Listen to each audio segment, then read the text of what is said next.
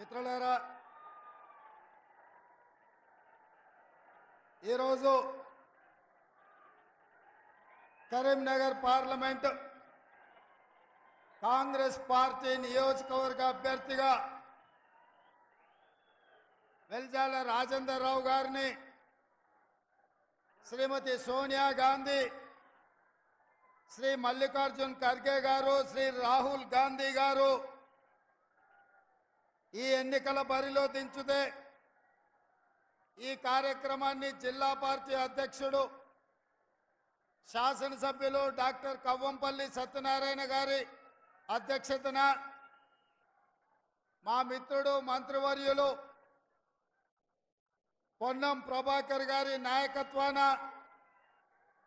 CPI Chada Venkatareddy గారు, CPM నాయకులు, తెలంగాణ జనసమితి నాయకులు, కాంగ్రెస్ పార్టీ రాష్ట్ర నాయకులు, కాంగ్రెస్ పార్టీ కరీంనగర్ ఉమ్మడి జిల్లా నాయకులు, కాంగ్రెస్ పార్టీ కరీంనగర్ అదేవిధంగా వివిధ నియోజకవర్గాల నాయకులు, మండల పార్టీ నాయకులు, గ్రామ శాఖ అధ్యక్షులు, ప్రాణ సమానులైన కాంగ్రెస్ పార్టీ కార్యకర్తలందరూ వేలాదిగా తరలి వచ్చి ఈరోజు వెల్చాల రాజేందర్ రావు గారిని గెలిపించడానికి, ఆశీర్వదించడానికి విచ్చేసిన మీకందరికీ కూడా మనస్ఫూర్తిగా ధన్యవాదాలు, కృతజ్ఞతలు మిత్రులారా. అదేవిధంగా మొన్న జరిగిన శాసనసభ ఎన్నికల్లో హుజూరాబాద్ శాసనసభ నియోజకవర్గం నుంచి మిత్రుడు ప్రణవ్ని 14 రోజుల ముందే మీకు అభ్యర్థిగా పంపిస్తే మీరందరూ కష్టపడి దాదాపుగా 54,000 ఓట్లు ఇచ్చి ఒక యువకుణ్ణి మీరు అండగా నిలబడి ప్రోత్సహించినందుకు మీకందరికీ మనస్ఫూర్తిగా ధన్యవాదాలు మిత్రులారా. నేను ఎక్కువ విషయాలు మాట్లాడదలుచుకోలేదు, కానీ తెలంగాణ రాష్ట్రానికి సంబంధించి ఈ దేశం యొక్క రాజకీయ, ఆర్థిక, సామాజిక స్థితిగతులపై మనం మాట్లాడాల్సిన అవసరం ఉన్నది. ఈ కరీంనగర్ జిల్లా అంటే చైతన్యవంతమైన జిల్లా. ఈ ప్రాంతంలో ఎం సత్యనారాయణరావు గారు, చొక్కారావు గారు, రత్నాకర్ రావు గారు లాంటి ఉద్దండులు, ముఖ్యంగా ఈ హుజూరాబాద్ ఆనాడు సమాజంలో ఉన్న, సమాజాన్ని పట్టి పీడిస్తున్న సమస్యల మీద ఎర్రజెండ నీడన పేద ప్రజల గుండెల్లో శాశ్వతంగా నిలిచిపోయే చాలామంది విప్లవకారులు ఈ ప్రాంతం నుంచి ఈ ప్రజల కోసం కొట్లాడిన చరిత్ర ఈ కరీంనగర్ జిల్లాకు ఉంది. ఆనాడు తెలంగాణ రాష్ట్ర సాధనలో ఎక్కడో సిద్దిపేట చింతమడక నుంచి వచ్చిన చంద్రశేఖర్ రావును 2004లో తెలంగాణ రాష్ట్రాన్ని సాధించాలన్న ఆకాంక్ష, గల్లీ నుంచి ఢిల్లీ వరకు ఈ నినాదాన్ని వినిపించాలన్న పట్టుదల 2004లో, 2006లో, 2008లో ఎన్నిసార్లు ఎన్నికలు, ఉప ఎన్నికలు వచ్చినా చంద్రశేఖరరావుకు, బీఆర్ఎస్కు అండగా నిలబడి మీరు తెలంగాణ బిడ్డలం, ఈ గడ్డ తెలంగాణ ఉద్యమానికి ఊపిరి ఊతుంది, ఈ గడ్డ తెలంగాణ రాష్ట్రాన్ని సాధిస్తుందని మీరందరూ నిరూపించిన సోదరులు. ఏ సోదరులైతే తెలంగాణ రాష్ట్ర సాధనలో చాలా కీలక భూమిక పోషించిండ్రో, 2009లో చంద్రశేఖరరావు గారు ఈ కరీంనగర్ ప్రజలకిచ్చిన హామీలను అమలు చేయకపోవడము, ఈ ప్రాంత రాజకీయాలలో ఆర్థికపరమైన ఆలోచనతోటి ఈ ప్రాంతాన్ని నిర్లక్ష్యం చేస్తే, ఆనాడు చంద్రశేఖరరావు కరీంనగర్ వదిలి మహబూబ్ నగర్ పార్లమెంటు మా ప్రాంతానికి వలస వస్తే కూడా మేమేం ఆలోచన చేయలే. తెలంగాణ రాష్ట్రం రావాలి అంటే పాలమూరు గడ్డ మీద తెలంగాణ నినాదం వినిపించాలి అని ఆనాడు మేము కూడా చంద్రశేఖరరావుని గెలిపించినాం. ఇటు కరీంనగర్ జిల్లా అయినా, అటు పాలమూరు గడ్డ అయినా చంద్రశేఖరరావు చేతుల్లో బందీ అయి తెలంగాణ ప్రజలకు అన్యాయం చేస్తుంటే ఈ కరీంనగర్ జిల్లా నుంచి మొదలు పెడితే పాలమూరు గడ్డ మీద 3 రంగుల కాంగ్రెస్ జెండాను ఎగరేసి ఈ తెలంగాణ రాష్ట్రంలో మొన్న జరిగిన డిసెంబర్ ఎన్నికల్లో సోనియమ్మ నాయకత్వంలో ఇందిరమ్మ రాజ్యాన్ని ప్రజా పాలనను మీరు తీసుకొచ్చారు. మొన్న జరిగిన ఎన్నికలు డిసెంబర్లో వచ్చిన ఫలితాలు సెమీఫైనల్స్ మాత్రమే. సెమీఫైనల్స్ లో చంద్రశేఖరరావును చిత్తుగా ఓడించి ఇందిరమ్మ రాజ్యాన్ని తెచ్చినందుకు మిమ్మల్ని అభినందిస్తున్నా. మరి ఇవాళ మిమ్మల్ని అడుగుతున్న మిత్రులారా, సెమీఫైనల్స్ లో చంద్రశేఖరరావును చిత్తుగా ఓడించిన మీరు ఇవాళ ఫైనల్స్ కు వచ్చినాం. ఈ ఫైనల్స్ లో ఈ తెలంగాణ పౌరుషాన్ని గుజరాత్ కు తెలిసే విధంగా బీజేపీ వాళ్ళు సూరత్ కు పారిపోయే విధంగా ఇవాళ తీర్పు ఇవ్వాల్సిన అవసరం ఉన్నది. ఈ ఫైనల్స్ లో బీజేపీ నరేంద్ర మోడీని ఓడించాల్సిన బాధ్యత ప్రతి ఒక్క కాంగ్రెస్ పార్టీ కార్యకర్త మీద, 4 కోట్ల తెలంగాణ ప్రజల మీద ఉన్నది. ఎందుకంటే 10 సంవత్సరాలు ప్రధానమంత్రిగా ఉన్న నరేంద్ర మోడీ ఈ తెలంగాణ రాష్ట్రానికి ఇచ్చింది లేదు. బండి సంజయ్ కరీంనగర్ జిల్లాకు తెచ్చింది లేదు. ఇవాళ ఈ వేదిక మీద నుంచి తెలంగాణ సమాజానికి నేను గుర్తు చేయదలుచుకున్నా, ఆనాడు పునర్విభజన చట్టంలో ఈ తెలంగాణ రాష్ట్రానికి బయ్యారం ఉక్కు కర్మాగారాన్ని, కాచిపేట రైల్వే కోచ్ ఫ్యాక్టరీని, 4000 మెగావాట్ల విద్యుత్ ఉత్పత్తి ఎన్టీపీసీ నుంచి మనకి ఇవ్వాలని, ఐటీఐఆర్ కారిడార్ ఇవ్వాలని, గిరిజన యూనివర్సిటీ ఇవ్వాలని, ఐఐఎం ఇవ్వాలని, ఐఐటి ఇవ్వాలని, పాలమూరు రంగారెడ్డి ఎత్తిపోతల సాగునీటి ప్రాజెక్టును జాతీయ ప్రాజెక్టుగా ప్రకటించాలని 2014లో సోనియా గాంధీ గారు, మన్మోహన్ సింగ్ గారు తెలంగాణకి ఇచ్చారు. ఇవేవి చేయలే. ఇవి చేయకపోను పార్లమెంటులో జరిగిన చర్చల సందర్భంగా ఈ దేశ ప్రధానమంత్రి పార్లమెంటరీ వ్యవస్థలను అవమానించే విధంగా పార్లమెంటు తలుపులు మూసి తెలంగాణ బిల్లును ఆమోదించారు. కాంగ్రెస్ పార్టీ సోనియా గాంధీ తల్లిని చంపి బిడ్డను బతికించారు. ఇట్లాంటి మాటల ద్వారా 60 ఏళ్ల తెలంగాణ ఆకాంక్ష, 1200 మంది తెలంగాణ బిడ్డల ఆత్మ బలిదానాలను అవమానించే విధంగా పార్లమెంటులో మాట్లాడిండు. నేను ఇవాళ అడుగుతున్న బండి సంజయ్ని, గతంలో నువ్వే ఎంపీగా ఉన్నావు కదా, నరేంద్ర మోడీ గారి మాటలు మాట్లాడినప్పుడు నువ్వు పార్లమెంటులోనే ఉన్నావు కదా, తెలంగాణ తల్లిని అవమానిస్తుంటే, తెలంగాణ రాష్ట్ర ఏర్పాటు ప్రక్రియను తప్పుపడుతుంటే ఎందుకు మౌనంగా ఉన్నావు బండి సంజయ్? తెలంగాణను అవమానించినందుకు ఇవాళ నీకు కరీంనగర్లో ఓట్లు వేయాలనా? ఇవాళ ఈ తెలంగాణ రాష్ట్రానికి నరేంద్ర మోడీ ప్రధానమంత్రిగా 10 ఏళ్ళు, పార్లమెంటు సభ్యుడిగా 5 ఏళ్ళు నువ్వేం తీసుకొచ్చినావో ఈ ప్రజలకు సమాధానం చెప్పు. ఆనాడు అయ్యో పాపం పేదోళ్ళ బిడ్డ గుండో అరగుండో ఏదో ఒక గుండు గెలవని కదా అని ఈ తెలంగాణ ప్రజలు నీకు ఓటేసిరు. మరి 5 ఏళ్లల్లా నిజామాబాద్లో గుండు కానీ, కరీంనగర్లో ఉన్న అరగుండు కానీ ఇవాళ తెలంగాణ రాష్ట్రానికి ఇచ్చింది లేదు, తెలంగాణ రాష్ట్రానికి తెచ్చింది లేదు. నరేంద్ర మోడీ గారు జాతీయ ప్రాజెక్ట్ ఇవ్వలేదు, నరేంద్ర మోడీ గారు ఐటీఐఆర్ కారిడార్ ఇవ్వలేదు. ఇవాళ ఈ తెలంగాణ రాష్ట్రానికి నరేంద్ర మోడీ భారతీయ జనతా పార్టీ ఇచ్చింది ఏంటంటే గాడిద గుడ్డి ఇచ్చిండ్రు. ఇగో ఈ గాడిద గుడ్డే 10 ఏళ్ల తెలంగాణ రాష్ట్రానికి నరేంద్ర మోడీ ఇచ్చిండ్రు. నేను ఇవాళ అడుగుతున్నా, మా సీనన్నని ఇట్లే పట్టుకోమంటున్నా, దీన్ని మాట్లాడినంతసేపు పట్టుకొని పేద ప్రజలకు తెలంగాణ సమాజానికి చూపించు. ఎందుకంటే తెలంగాణకు బీజేపీ నరేంద్ర మోడీ ఏమిచ్చిండయా అంటే కర్ణాటకకేమో చెంబిచ్చిండు, ఆంధ్రప్రదేశ్కేమో మట్టి చెంబెడు నీళ్ళు ఇచ్చిండు, తెలంగాణకు మాత్రం గాడిద గుడ్డిచ్చిండు. ఈ గాడిద గుడ్డిచ్చినందుకు గుండు అరగుండుకు ఓటేయాలనా నేను అడుగుతున్నా. ఈ తెలంగాణ రాష్ట్రాన్ని భారతీయ జనతా పార్టీ మాయ మాటలతోని వంచి తెలంగాణను ఆక్రమించుకోవాలని చూస్తున్నారు.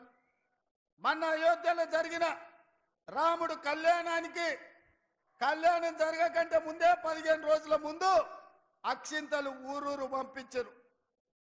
నేను అడుగుతున్నా, తెలంగాణ వేద బ్రాహ్మణులను, ఇక్కడికి వచ్చిన పెద్దలను, ఎక్కడైనా కళ్యాణం ముగిసిన తర్వాత కళ్యాణంలో పంచిన అక్షింతల్ని మనం వధూవరుల మీద మనం చల్లుతాం. అక్కడ అయోధ్యలో రాముడు కళ్యాణం జరగకంటే ముందే 15 రోజుల ముందే అక్షింతలు ఊరూరా ఇంటింటికి ఇక్కడ బియ్యంలో పసుపు కలిపి అవి ఇంటింటికి పంపించిందంటే హిందూ సాంప్రదాయాలను అవమానించి హిందూ సాంప్రదాయాలను దెబ్బతీసే విధంగా కళ్యాణం జరగకుండానే అక్షింతలు పంచడం ద్వారా శ్రీరాముడిని అవమానించింది భారతీయ జనతా పార్టీ నాయకులు కాదా, బండి సంజయ్ కాదా అని నేను అడుగుతున్నా. ఈ దేశంలో ఉండే హిందువులు, హిందూ ఆచారాన్ని పాటించే పెద్దలందరూ ఆలోచన చేయండి. రాజకీయాల కోసం రాముడిని కూడా వదలడం లేదు. ఎవరు కాదయా, మనందరం రాముడి భక్తులం కాదా? శ్రీరామనవమి చేయలేదా? హనుమాన్ జయంతి చేయలేదా? దసరా, దీపావళి, సంక్రాంతి, ఉగాది పండుగలు, వినాయక చవితులు చేయలేదా? బతుకమ్మలు ఆడలేదా? బోనం కుండలు ఎత్తలేదా? అంతెందుకు, మా సోదరులకు గుర్తు చేయదలుచుకున్న గ్రామ దేవతలైన పోచమ్మ, ఎల్లమ్మ, మైసమ్మకు కోడి కొయ్యలేదా? కళ్ళు పొయ్యలేదా? మనం కాదా హిందువులం? మనకంటే ఎవడైనా ఈ రాష్ట్రంలో, ఈ దేశంలో హిందువులు ఉన్నారా? ఈ వేదిక మీద ఉన్న మేము హిందువులం, కానీ హిందుత్వాన్ని ఓట్ల కోసం వ్యాపార వస్తువుగా మేము ఆడుకోము.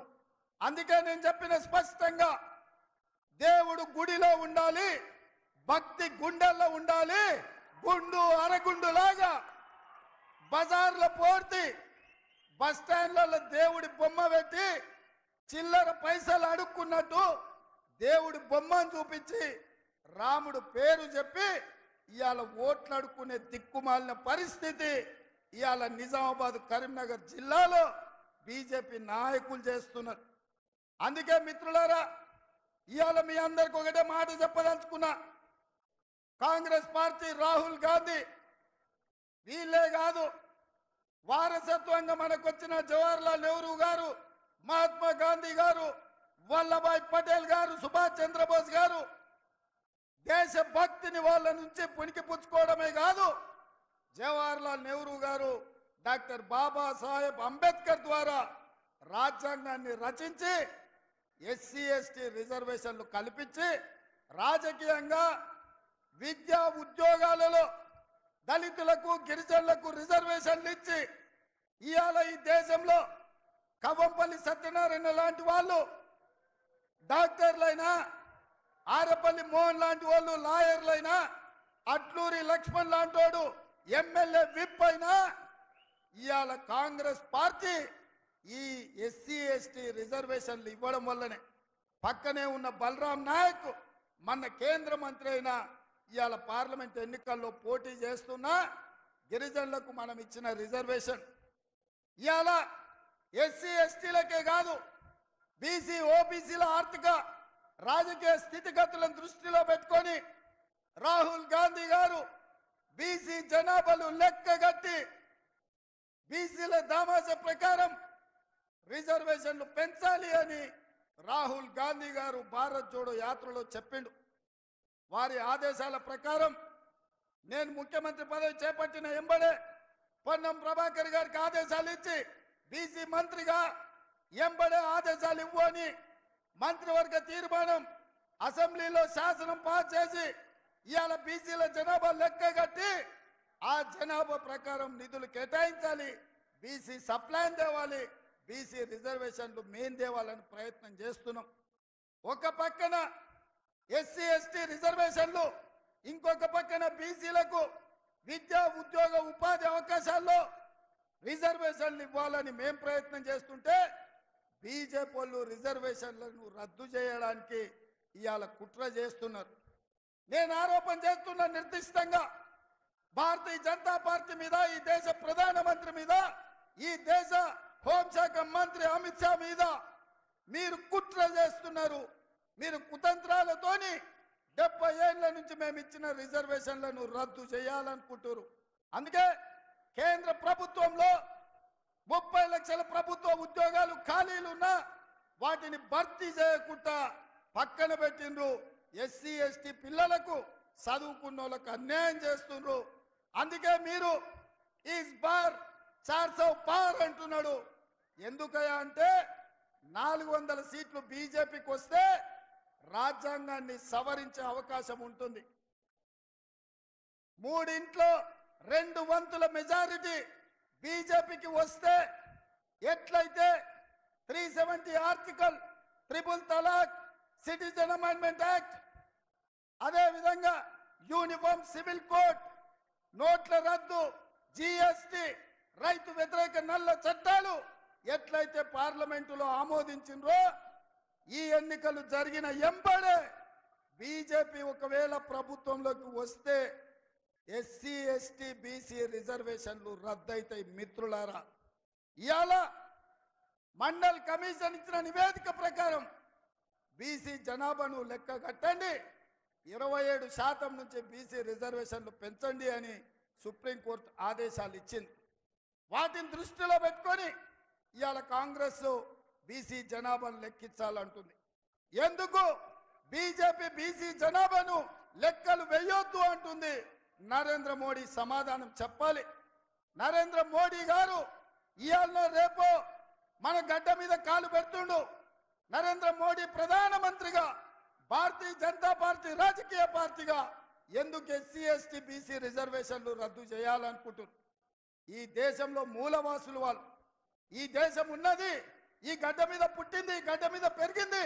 మూలవాసులైన దళితులు, గిరిజనులు, బలైన వర్గాల రిజర్వేషన్లను రద్దు చేసే హక్కు మీకెవరిచ్చిందని నేను అడుగుతున్నా. అందుకే మిత్రులారా, బీజేపీ గెలిస్తే మన రిజర్వేషన్లు రద్దు అవుతాయి. అందుకే బీజేపీ ఓడిస్తే మన రిజర్వేషన్లు కొనసాగుతాయి. ఈ ఎన్నికల్లో ప్రజలు ఓడాలన్నా బీజేపీ ఓడాలన్నా మీరు ఒక్కసారి ఆలోచన చెయ్యండి. అందుకే ఈ వేదిక మీద నుంచి తెలంగాణ సమాజంలో ఉన్న 50 లక్షల నిరుద్యోగ యువకులకు, ముఖ్యంగా దళితులకు, గిరిజనులకు, బలైన వర్గాల బిడ్డలకు నేను విజ్ఞప్తి చేస్తున్నా. ప్రమాదం పొంచి ఉన్నది. ఎన్నికలైనంబడే నరేంద్ర మోడీ దళితులు, గిరిజనులు, బలైన వర్గాల మీద సర్జికల్ స్ట్రైక్ చేస్తాడు. మీ రిజర్వేషన్లు రద్దు చేస్తాడు. నేను ఎందుకు ఇంత గట్టిగా చెప్తున్నా అంటే, నరేంద్ర మోడీ, అమిత్ షా రిజర్వేషన్లు రద్దు చేస్తారని నేను 2-3 టీవీలలో మాట్లాడినా, 2-3 వేదికల మీద నుంచి చెప్పిన. ఎంబడే ఢిల్లీ నుంచి పోలీసులు వచ్చారు. నేను అడుగుతున్నా, నేను చెప్పదలుచుకున్నా, అయ్యా నరేంద్ర మోడీ, అమిత్ షా గారు, జేపీ నడ్డా, కిషన్ రెడ్డి గారు, బండి సంజయ్, ధర్మపురి అరవింద్ గారు, మీరు గుర్తుపెట్టుకోండి, 10 సంవత్సరాలు చంద్రశేఖర్ రావు ఇదే విధంగా ఏసీబీ అనో, పోలీసులనో, విజిలెన్స్ అనో, లేకపోతే ఇతర శాఖలను నన్ను వేధించిండు, నన్ను కేసులు పెట్టిండు, నన్ను అరెస్ట్ చేసిండు, నన్ను జైలుకు తోలిండు. చివరికి ఏమైంది? నడుము ఇరిగి మూలకు పడ్డాడు చంద్రశేఖర్ రావు మీ చేతుల. నిన్నగాక మొన్న చంద్రశేఖర్ రావులు ఈపులు చింతపండు చేసి ఇవాళ మూలకు కూసబెట్టిండ్రు తెలంగాణ ప్రజలు. ఇవాళ చంద్రశేఖర్ రావు కేటీఆర్ అంటున్నాడు కారు ఖరాబ్ అయింది, షెడ్డుకు పోయింది, మళ్ళీ వస్తుందని. నేను చెప్పదలుచుకున్నా, మీకందరికీ తెలుసు, కారు ఖరాబ్ అయి కార్ఖానకు పోయింది, ఇక అది బాగుపడదు, మళ్ళీ రాదు. జుమ్మెరాత్ బజార్లో తూకానికి తూకం వేసి అమ్మాల్సిందే. కారు గతి లేదు. ఇవాళ కారు లేదు కాబట్టే బస్ వేసుకొని బయలుదేరిండు. నేను చూస్తాం ఏం చేస్తాడో కేసీఆర్ అని. ఏమి లేదా, మీరు బస్ యాత్ర ఒక్కసారి చూడుండ్రి. తిక్కలోడు తిరునాళ్ళకు పోతానంటే వెనకటికి ఎవడో ఎక్కడానికి దిగడానికి సరిపోయిందంట. వానికాడ చూసింది లేదు, చేసింది లేదు. ఇవాళ చంద్రశేఖరరావు బస్సు యాత్ర కూడా తిక్కలోడు తిరునాళ్ళు పోయినట్టే ఉంది తప్ప ఇంకొక మాట లేదు. ఆయన నిన్న ఖమ్మంలో ఒక మాట చెప్తున్నాడు, అయ్యా కాంగ్రెస్కు 40 సీట్లు కూడా రావు, బీజేపీకి 200 వస్తాయి. 200 వచ్చినప్పుడు తెలంగాణలో ఆయన 12 సీట్లు ఇస్తే సంకీర్ణ ప్రభుత్వంలో చేరి నామ నాగేశ్వరరావుని మంత్రిని చేస్తాడంట. మరి నేను చెప్పింది ఏందా ఇన్ని రోజులు? బీజేపీ బీఆర్ఎస్ చీకటి ఒప్పందం జరిగింది, ఈడ సీటు బీజేపీకి వదిలిండు. అదే విధంగా మహబూబ్ నగర్, చేవెళ్ళ, మల్కాజ్గిరి, భువనగిరి, జహీరాబాద్, కరీంనగర్ లాంటి సీట్లు బీజేపీ వాళ్లకు అంతర్గతంగా చీకటి ఒప్పందంతో గెలిపించాలి. ఇంకొన్ని సీట్లల్లా ఖమ్మము, నల్గొండ లాంటి సీట్లల్లా, మెదక్ లాంటి సీట్లల్లా బీజేపీ వాళ్ళు బీఆర్ఎస్ను గెలిపించాలి, కాంగ్రెస్ ఓడించాలి అని కుట్ర చేస్తున్నారు. నేను ఇవాళ చంద్రశేఖరరావును అడగదలుచుకున్నా. మీడియా మిత్రులారా మీరు కూడా రాసుకోండి, ప్రధానంగా చూపించండి. కేసీఆర్ను ఇండియా కూటమిలోకి రానియం, కేసీఆర్ ఇంటి మీద కాకి మా ఇంటి మీద వాళ్తే ఒక్కటే దెబ్బకు తుపాకీ తోని లేపి అవతలేస్తాం. కేసీఆర్ను కాదు, కేసీఆర్ ఇంటి మీద వాలిన కాకి మా కాంగ్రెస్ గోడ మీద వాళ్తే కూడా మా కార్యకర్తలు కాల్చి అవతల పడేస్తారు. మా దగ్గరికే రానియం. మరి 12 సీట్లతో కేంద్రంలో ప్రభుత్వం ఏర్పాటు చేస్తాడా? ఎవరితో చేస్తాడా కేసీఆర్? అంటే ఎన్డీఏతోనే కదా, బీజేపీతో పొత్తు పెట్టుకుంటా అని చెప్తుండు కదా. మొన్న 10 ఏళ్ళు బీజేపీతోనే కదా ఆయన ఉన్నది.